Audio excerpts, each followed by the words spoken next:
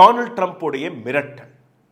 Donald ட்ரம்ப்புடைய மிரட்டல் back fire ஆகிவிட்டது. கடந்த 24 மணி நேரத்தில் நான் ஸ்டாப் ஒரு மலைசாரல் போன்று ஈரானிலிருந்து வரக்கூடிய மிசைல்கள் ஒட்டுமொத்த தெல் அவீவ், அதாவது இஸ்ரேலுடைய மிக முக்கியமான நகரமான தெல் அவீவ் மீது விழுந்திருக்கிறது.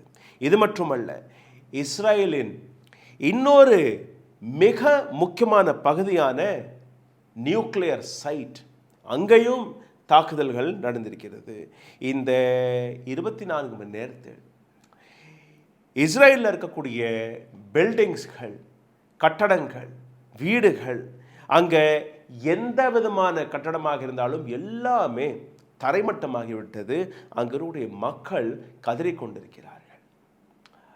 இப்போ இந்தியாவில் இருக்கக்கூடிய ஒரு சில பக்தர்கள், மதர்லேண்ட் ஃபாதர்லேண்ட் என்கிற பக்தர்கள், ஈரானை இதற்காக தான் நாங்கள் தீவிரவாத நாடாக எடுத்து காட்டினோம்.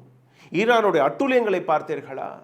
அங்களுடைய சின்ன சின்ன குழந்தைகளை, அப்பாவிகளை கொல்ல தொடங்கி விட்டார்கள்.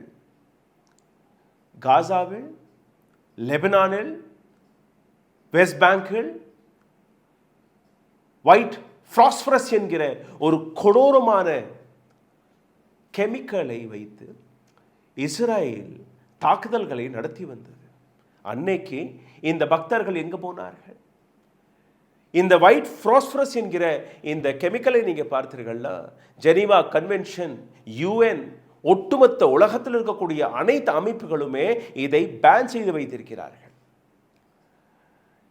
காற்றில் கலந்த உடனேயே தீப்பற்றி எரிய தொடங்கிவிடும். உங்களுடைய உடலில் பட்ட உடனேயே அந்த உடல் கருக தொடங்கிவிடும். தீப்பற்றி எரியும் உங்களுடைய உடல். 125 250 மீட்டர் வரை அப்படியே செதறி அடிக்குமாம் அந்த வெடிகுண்டு. சரி, தண்ணி ஊற்றினீங்கன்னா இன்னும் வேகமாக எரியுமா? எப்படியாவது நீங்கள் துணியை வச்சு அதை அமர்த்திட்டீங்கன்னு வச்சுக்கோங்க.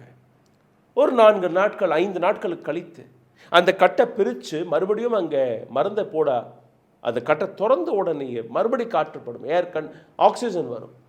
ஆக்சிஜன் பட்ட அடுத்த நிமிஷமே மறுபடியும் அங்கே தீப்பற்றி எரிந்துவிடும். இந்த அளவில் கொடூரமான விஷயம். எங்கே போனார்கள் இவர்கள்?